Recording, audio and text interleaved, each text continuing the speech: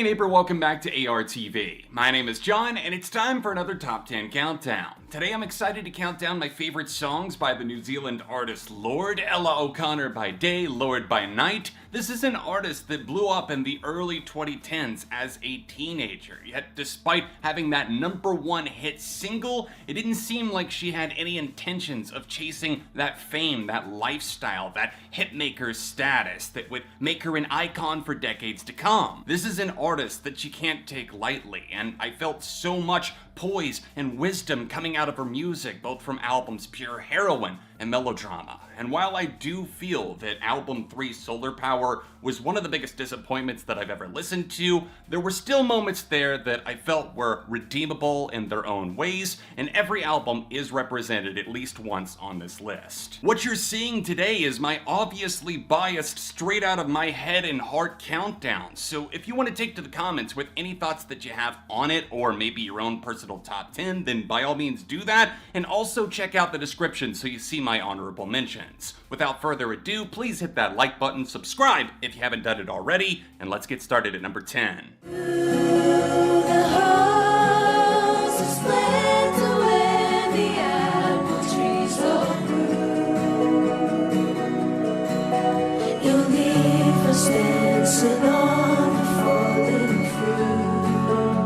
Fallen Fruit is Lorde's stab at more classic rock-inspired instrumentation of the 70s, but there's also a really smooth transition here, and also the only use of 808s in the entire album and the little breakdown transition, and I wish to God we had seen more like this. I sit back while listening to Fallen Fruit, and I hear the jaded youth that Lorde is campaigning for, the disillusionment with the problems our parents left us. There is an environment, a changing feeling in the tides that we can't necessarily fix, so it's almost like we're doomed, and this track has that spirit about it with a psychedelic twist. Lights are on and they've gone home, but who am I?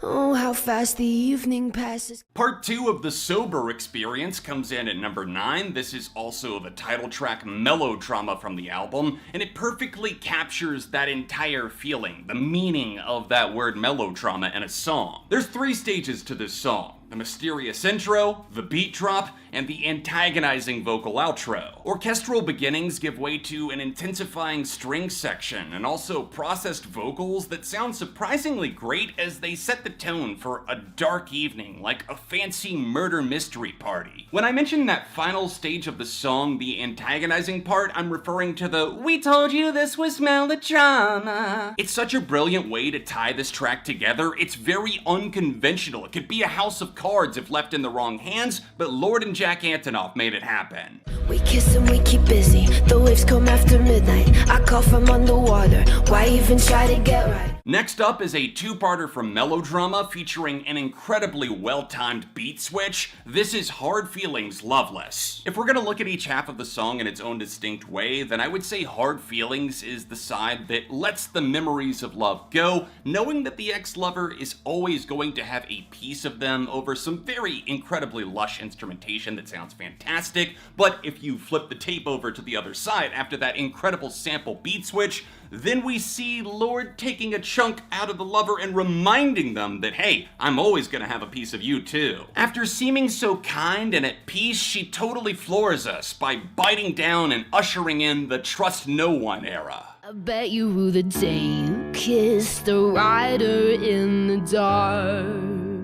Once again, we see the overarching theme of melodrama, that being the definition of that word itself, at play in the album with Rider in the Dark. This has to be one of Lorde's most intoxicating vocal performances ever. It's just so sincere, so impassioned. I love the way that she delivers each note and also shows off such a versatile range. When she's proclaiming her passion here, she's saying things like, "I'm so dedicated, I am my mother's child." She has that passion as an artist too, that I won't stop loving you until you call the cops on me. Yes, it's melodramatic, but it gets the point across so incredibly, vividly, unshakably well. It's a ballad that moves in waves as it outlines Lorde's strongest suits as both a vocalist and a lyricist, and chooses to focus the spotlight there, not ignoring the instrumentation, mind you, but still just excelling on that front. Explosions on TV and all the girls with heads inside SUPERCUT season lands at number 6, and this is escapism at its finest, especially when you're young, when you're looking for an outlet to express yourself, but all you can see on TV or the social media that you consume is the negative, how the world is on fire, both literally and metaphorically. Where do you go? Instead of simply being content and accepting this world, I think that Lorde is kind of exploring this place where the youth can kind of take to the skies of their own mind and build out something that hasn't been ruined by other people. Their feet are the first to trod upon that soil. The quiet chimes are so wonderfully delicate. They build out this perfect little bubble, a dome, over the entire track, and I feel that almost serves as a metaphor to the song's meaning. There's absolutely a time and a place to address the various problems of our world that are constantly evolving and ongoing, but who can blame the youth, and who can blame Lorde for writing a little bit of escape route for somebody who maybe doesn't want to spend every waking moment in a nightmare? But what will we do when we're sober?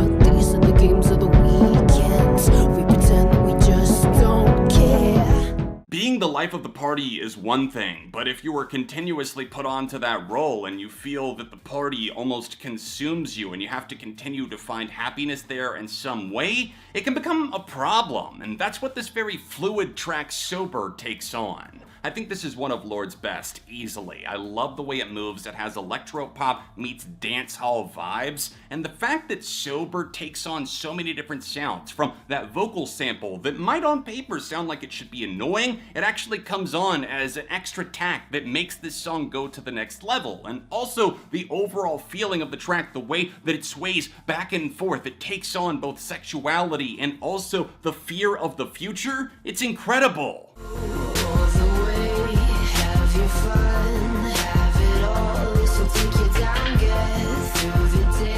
Lest we forget a slice of sheer brilliance, a song that I don't feel I gave enough credit to for a very long time. And number 4, I Have No Better. When I tell you that I fucking love the smashing synth line and the trip-hop influence to the bass programming and beyond, and also the subject matter, I absolutely mean it. It may seem like Lorde is jumping all over the place with the subject matter, but to me it's a great representation of the teenage mind. As wants and needs and desires change, it represents the coming of age, the loss of innocence, but in a good, natural way. It seems like new pages are being turned, and for those in those years, it will definitely connect with you, but also if you're older like me, I think it'll induce a smile as you look back and feel all of those feelings of nostalgia for both the good and the bad and the times that you learned a lesson. Since the start of our lens, they used to shout my name.